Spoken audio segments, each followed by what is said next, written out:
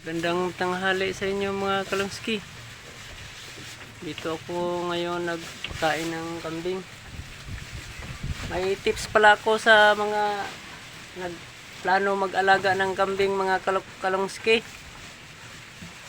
Ito, gamitin itong drum.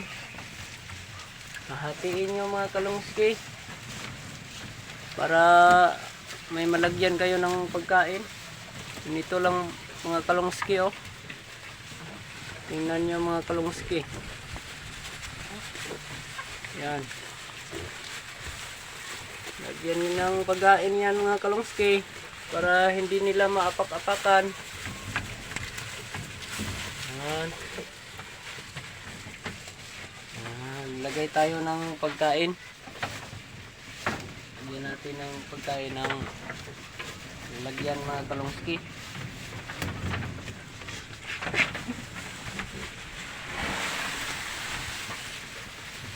Lang mga kalungski, oh.